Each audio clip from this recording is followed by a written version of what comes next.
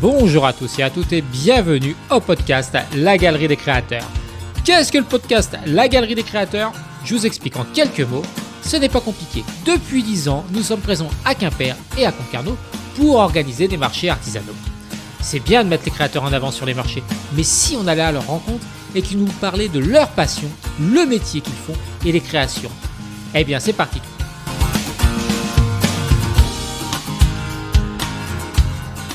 Pour ce deuxième épisode, j'ai le plaisir d'accueillir Marina de l'atelier Manabé.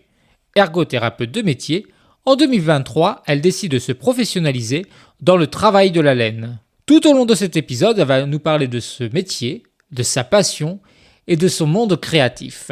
Bonjour Marina. Bonjour. Est-ce que tu vas bien ? Oui, je vais bien, contente de parler de ma passion. Super, écoute, je te propose que tu te présentes rapidement, que tu nous dises qui tu es, le nom de ton entreprise, ton nom de créatrice et ce que tu fais. Alors, je suis Marina Dupuis-Brunet, je travaille la laine, je suis feutrière, je fais du feutrage à l'aiguille et du feutrage à l'eau. Et mon atelier s'appelle l'atelier Manabé pour Marina Bruni. D'accord. Et du coup, ça fait combien de temps que tu fais ce type de création ? Alors, officiellement, j'ai ouvert l'atelier en 2023, donc c'est pas très ancien. C'est tout récent, en effet. C'est tout récent. Après, la créativité, ça a toujours fait partie de ma vie. C'est quelque chose d'omniprésent. Après, quand on passe à l'âge adulte, on a tendance à enfouir un petit peu ça. Et je suis devenue ergothérapeute, donc j'ai travaillé dans un centre de rééducation pendant près de 10 ans. Et D'accord. puis, la créativité, elle s'est rappelée à moi en 2020-2021, où j'ai eu vraiment un grand besoin de retourner à la matière première. Et donc, j'ai plongé les mains dans la laine et je crois que je me suis fait emporter par sa douceur et ses possibilités infinies de création. En fait, c'est marrant parce qu'on se rend compte qu'aujourd'hui, il y a quand même beaucoup de créateurs. Je ne sais pas si c'est l'effet Covid, mais 2020 à 2021, ça a vraiment été les années où il y a des personnes qui faisaient de la création pour eux et qui, du coup, ils sont partis, mais vraiment dedans à 100%. Oui, peut-être que ça renvoie au fait de se reconnecter avec ce qu'on a dans le ventre et c'est pas plus mal. Je dis pas que c'est facile, mais ça a du sens pour beaucoup, je pense. Oui. Et alors, tu proposes quoi plus particulièrement comme création ? Alors moi, je fais des créations un peu diverses et variées, mais si je dois mettre un mot, ce sont des objets de décoration. Après, j'ai un univers particulier qui m'amène dans de la miniature et je crée beaucoup de mini-mondes avec beaucoup de poésie, on me le dit, donc je le répète, avec un thème qui aborde beaucoup la mer et la nature. Ça, c'est quelque chose qui m'inspire beaucoup. Et donc, on va avoir des baleines, des îles toutes miniatures avec des phares et des maisons toutes miniatures. On va avoir des méduses en suspension et on va avoir beaucoup aussi d'éléments de la nature. Je fais des mobiles pour enfants notamment où on va vraiment avoir des montagnes, des ours, etc. Et là, je m'adapte aussi aux demandes des personnes qui commandent à l'atelier. Donc, c'est assez varié. D'accord, les personnes où ils peuvent te dire, voilà, j'aimerais avoir ce type de création avec telle figurine ou telle chose. Et du coup, toi, tu vas essayer de te rapprocher de ce qu'ils veulent et même peut-être de les surprendre et de faire encore mieux que ce qu'ils attendaient. Souvent, on a un échange avant, on parle du coloris, un petit peu de l'émotion première quand on va regarder cet objet, pour qui c'est destiné aussi, l'histoire que ça raconte, le message quand on va transmettre cet objet. Et ça m'a poussée à faire des choses assez atypiques. Je me souviens d'une commande pour Noël dernier où la compagne offrait à son conjoint une mini tondeuse de jardin. Ça m'a fait beaucoup rire. C'était complètement atypique. Et pourtant, il y avait un sens énorme entre eux et je trouvais ça très, très chouette. C'était un message pour lui dire il faut passer la tondeuse. Je ne dévoilerai pas tout. D'accord, ça reste secret. Privé. C'est ça, exactement. On peut pas en savoir plus. J'ai aussi pu faire une danette, une imitation de danette qu'on a mise sous cloche. Et ça, c'est un traumatisme d'enfant, d'une punition qui était tombée pour une danette mangée. Donc, parfois, 30 ans après, on peut encore aussi avoir besoin de mettre ça en création. Voilà, mais, comme quoi la gourmandise, c'est pas un vilain défaut, ça t'a donné une super idée de création. Exactement, je pense que ça a beaucoup fait rire aussi. Oui, j'imagine, ouais. Et même, du coup, tes parents, quand ils ont vu ça et qu'ils t'avaient donné cette punition, ils se disaient, ah ouais, on l'a marqué quand même, hein. Ah, voilà. Alors, c'était pas pour moi, c'était pour une amie, mais je pense qu'ils ont bien dû rire sous le sapin. C'était pour Noël aussi, d'ailleurs. D'accord. Ah, il faut des cadeaux sympas pour Noël. Ah bah, n'hésitez pas, hein, j'adore les idées. Plus c'est farfelu, plus je cours. Ah, on va y réfléchir, alors je pense qu'il y a moyen de trouver des bonnes idées. Alors, quand du coup, tu nous expliquais, quand tu as une commande, tu discutes voilà, les couleurs, le choix, l'univers, les personnages. Et après, à partir du Oui. moment que toi, tu attaques la création, ça se passe comment? Ah, c'est tout un processus après. Parce qu'en fait, j'ai cette folie de commencer la création par le choix de la matière première. Mhm. C'est-à-dire que je travaille la laine, mais en fait, la laine, je la sélectionne. C'est-à-dire que je récupère des toisons auprès d'éleveurs qui habitent dans la région de Mouélan. Et donc, je vais aller sélectionner les toisons en fonction des races et donc en fonction comment dire, des compétences de la laine. Je vais pas utiliser la même laine forcément pour faire du feutrage à l'aiguille ou du feutrage à l'eau. Et de même, je vais avoir des choix sur les coloris parce que je pratique pas mal la teinture végétale. Donc là aussi, les choix doivent s'appliquer. Et donc, le processus commence déjà là, sur le choix des couleurs et de la matière. Et D'accord. puis ensuite, eh bien, je me cale dans mon petit monde à l'atelier et puis c'est parti. Et là, je peux pas vous expliquer, c'est comme une magie qui opère. Il n'y a plus rien qui, qui est à côté, qui existe. Et puis on peut me perdre pendant plusieurs heures. Voilà, tu rentres dans ta bulle de création et là, les portes C'est sont ça, fermées. Il n'y a que toi et ton monde. c'est ça. J'imagine que quand tu fais ces créations, tu as dû arriver sur certaines créations peut-être qui t'ont posé des difficultés sur lesquelles il a fallu que tu réfléchisses à comment tu allais faire, non? Ou ça Oh, vient plusieurs toujours? fois, plusieurs fois. Ça fait T'auras... partie du processus. Si on fait que les choses qu'on connaît par cœur, ça revient à faire de la série. Et puis, moi, je m'ennuie vite personnellement. Donc, je peux jouer le jeu sur des mini-séries parce que je sais que ça peut plaire aussi lors d'un marché et que ça peut être aussi un coup de cœur pour la personne qui passe. Et c'est ok pour moi de faire des mini-séries. Mais si je reproduisais enfin, en répétition quelque chose, je m'ennuierais très vite. Donc les contraintes, je les accepte. Les contraintes techniques aussi, ça en fait partie. Et des fois, il faut savoir poser le projet et y revenir plus tard. Oui, c'est ce Parce que que je vais les dire. idées, elles viennent. Voilà, et puis des fois, tu peux être sur quelque chose et puis tu dis, ah oui, mais là, je ne sais pas comment faire. Du coup, tu réfléchis, mais si tu vois que ça ne veut pas, tu mets un peu de côté, tu fais autre chose. Et du coup, derrière, ça revient et tu te sens plus à l'aise pour avancer. Pour redémarrer, exactement. Alors, je sais pas, mais quelqu'un aujourd'hui te dirait, ah moi j'aimerais démarrer ce travail dans la création, dans l'artisanat, pour faire le même type de création que toi, hein, le même domaine artistique. Ça serait quoi les conseils que tu pourrais lui donner? Surtout de s'écouter et de sentir comment dire, un peu son alignement intérieur. Donc c'est des grands mots, mais en tout cas de choisir les rendus qui lui parlent, la matière qui lui parle, et ne pas se forcer à faire quoi que ce soit. Et puis savoir bien s'entourer, c'est-à-dire que si elle est un peu comme moi, cette personne, elle va adorer être dans la tranquillité de son atelier. Mais il faut pas oublier qu'autour, il y a d'autres artisans qui peuvent tout à fait aider et même faire gagner du temps sur certaines étapes. Je Hmm. pense aux étapes administratives, je pense aux étapes de mise en réseau, de connaissance de son territoire, etc. Donc, peut-être, oui, mon conseil serait de savoir s'ouvrir aussi à ce qui se passe à l'extérieur de l'atelier, C'est ça, de pas voilà. rester isolé. Il faut être, voilà, il faut savoir se mettre dans son monde pour faire ses créations, mais ne pas hésiter à aller à l'échange avec les autres artisans qui peuvent avoir aussi peut-être un savoir-faire ou des techniques que peut-être on ne connaît pas et qui permet d'évoluer. Exactement. Super.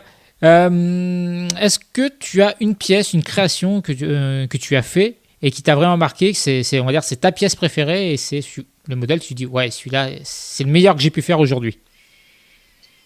Eh ben, c'est une question qui est pas facile parce qu'en fait, j'ai l'impression que chaque création qui sort de mon atelier, c'est comme quelque chose qui est venu du ventre, quoi, qui est presque un bébé. Bon, c'est un peu gros de dire ça, mais en tout cas, c'est dur de choisir. Mais je pense que je pense à une là qui est peut-être la première fois où j'ai été satisfaite du résultat, du rendu, comme presque de la fierté. Et c'est un grand mot pour moi qui suis extrêmement exigeante. Mais c'était une baleine d'environ 30 centimètres. Donc elle était toute bleue et blanche par le dessous, et j'avais vraiment fait le détail de.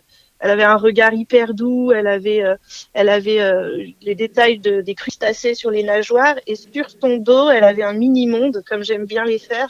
Donc avec un phare adossé, une petite maison, des moutons, un drap qui séchait, etc. J'adore donner du détail à ce que je fais. Et cette création, elle était suspendue après, elle a été mise en suspension. Et pour le coup, j'avoue, c'était la première fois où je me suis dit, ok, et ben en fait, j'aime le rendu. Voilà, c'est vraiment. Voilà, donc je citerai celle-ci. Ok, ben on va retenir cette fameuse baleine de 30 centimètres. Une belle bête. Une belle bête, hein, n'est-ce pas? Ah, c'est ça. Alors, dans ce métier-là, il y a une évolution des techniques de travail ou ça reste toujours de la technique traditionnelle? Eh bien, c'est les deux, en général, les deux, parce qu'il y a effectivement un savoir-faire qui est ancestral. Le feutrage à l'eau, ça existe depuis une éternité. Le feutrage à l'aiguille, c'est vrai que ce sont des gestes un peu plus modernes qui sont apparus avec les aiguilles. Donc c'est un peu plus récent.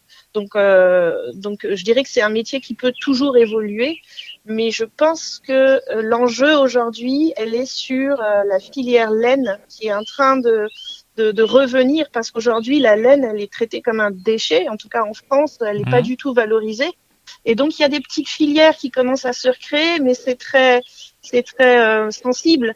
En Bretagne, on a une filature qui s'est créée il y a quelques années, mais il n'y a pas de centre de lavage, par exemple. Donc la laine, si on veut la laver en grande quantité, il faut parfois l'exporter assez loin en France, etc.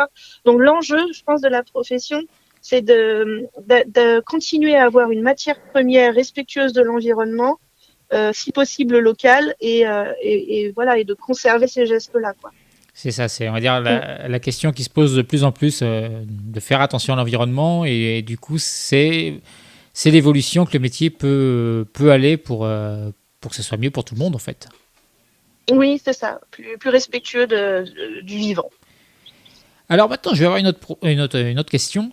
Aujourd'hui, est-ce que tu as des projets ou une collaboration que tu aimerais réaliser avec, je ne sais pas, un créateur ou une création type que tu aimerais faire? Plein. En fait, ce qui est génial, c'est qu'à force d'aller sur des marchés, on rencontre d'autres artisans et on peut voir des collaborations qui peuvent se faire.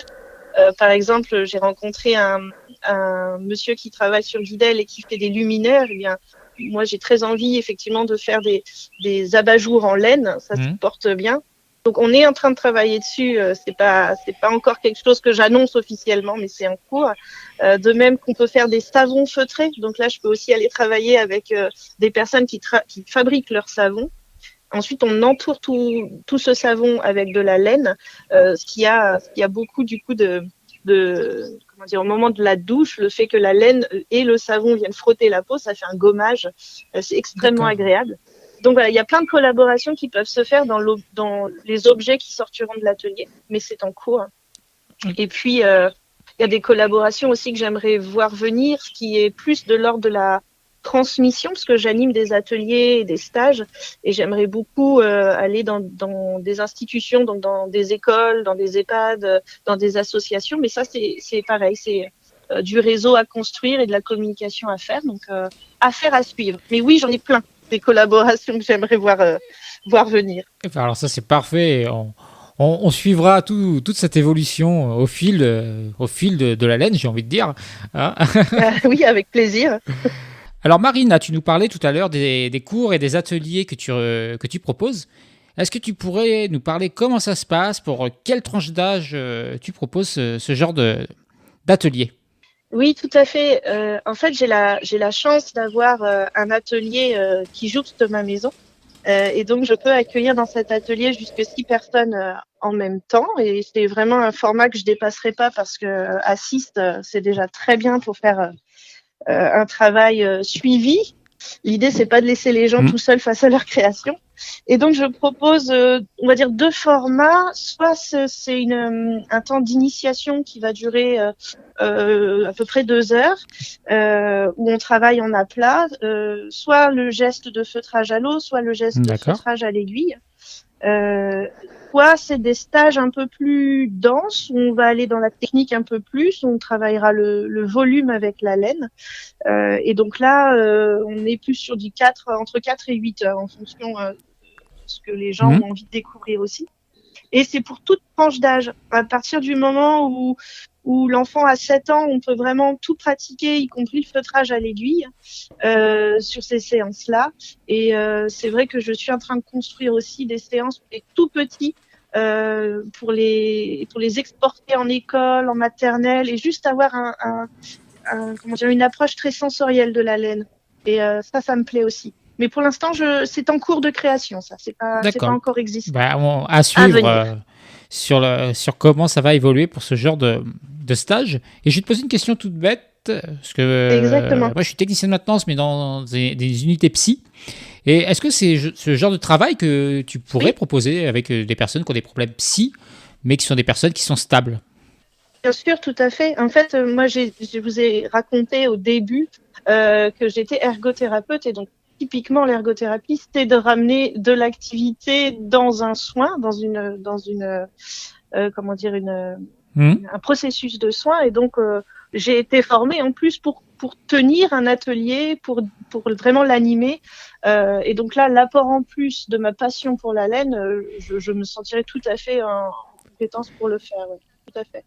Et sans une approche thérapeutique, là, on serait vraiment dans quelque chose de quelque chose de sensoriel et autour de la créativité pure, quoi. Bien que ce soit toujours thérapeutique, au fond. C'est pas un grand sujet. Alors, j'imagine que tes produits, on peut les trouver. Tu as un site internet ou tu vends en boutique, sur des marchés? Dis-nous tout. Effectivement, mes créations, donc je fais quelques marchés, bien sûr, et là la saison reprend, donc je vais aller sur les marchés d'été sur la région. J'ai aussi un établissement qui s'appelle chez Périnéonésime à Moëlan-sur-Mer, où j'expose de temps en temps et je propose à la vente certaines créations. Et puis surtout, après, c'est par un contact direct où les personnes passent à l'atelier et puis on peut échanger directement sur place et visiter un petit peu mon antre. En vrai, ça doit être assez intéressant, je pense, de pouvoir visiter un atelier où tu peux expliquer un peu ta manière de travailler, justement, montrer les outils que tu utilises. Et les outils, exactement, parce que j'ai aussi cette passion des outils. Donc, j'ai des anciennes cardeuses à matelas. J'ai aussi, bien sûr, la cardeuse à rouleau que j'utilise avec plaisir et qui est beaucoup plus moderne. Mais en tout cas, oui, j'ai aussi des outils à montrer. Tout à fait. Super. Non, en tout cas, ça donne envie d'en découvrir plus. Alors, j'imagine, site internet, réseaux sociaux, on peut te suivre sur Internet? Alors oui, j'ai été à la Chambre des métiers et de l'artisanat pour construire un site internet. C'était beaucoup de temps à construire ça, donc on va dire que c'est en cours, mais j'y suis. Et par contre, tout ce qui est Facebook, Instagram, là les réseaux sont à jour. Je mets régulièrement des photos de création et puis aussi mes sorties, tous les marchés à venir et les dates importantes pour l'atelier. D'accord. Donc sur les réseaux, c'est comment qu'on te retrouve? Atelier Manabé? Alors c'est atelier mana.b. Atelier mana.b. Donc vous pouvez le noter et de toute manière vous retrouverez tous les liens de Marina, bien entendu, dans la description du podcast. On ne peut pas se tromper, c'est un logo avec un mouton en forme de pelote de laine. Très bien trouvé ce logo, du coup, par rapport à ton travail, en effet. Exact. Et puis en tout cas, merci beaucoup Marina. Est-ce que tu as 2-3 choses que tu voudrais nous parler là tout de suite? J'espère vraiment vous rencontrer cet été. Et puis, j'ai la chance de pouvoir exposer à la chapelle Sainte-Anne à Douélan-Rive-Droite du 19 mai au 25 mai. Et puis aussi, il y aura plein de fêtes cet été, comme Digue en fête, comme les marchés de créateurs à Guidel ou à l'Armor, la fête de la laine à Banalec. En tout cas, voilà. Rendez-vous cet été. Abonnez-vous sur les réseaux pour suivre Marina. Vous verrez déjà des belles choses de vos propres yeux, mais allez rencontrer Marina. En plus, vous verrez, elle est super sympa. Et puis, voir les produits en vrai, c'est tellement plus sympa. C'est encore plus joli en vrai qu'en photo. Merci beaucoup. Merci Marina. Bonne soirée à toi. Et puis, on te dit à très vite sur les marchés. À bientôt. Au revoir. Ah voilà, une visite tout en paroles très agréable avec Marina. J'espère que vous avez passé un excellent moment avec nous. En tout cas, moi j'ai adoré échanger avec Marina. Et vous savez quoi ? Et oui, c'est déjà la fin du 2e épisode du podcast La Galerie des Créateurs. La bonne nouvelle, vous savez quoi ? C'est qu'on se retrouve le mois prochain pour un nouvel épisode avec encore des belles choses. Allez, un petit indice, on parlera d'animaux. Qu'est-ce qu'on peut parler d'animaux avec la création ? Eh bien, venez écouter le prochain podcast. Je vous souhaite à tous et à toutes une bonne journée. Salut, ciao !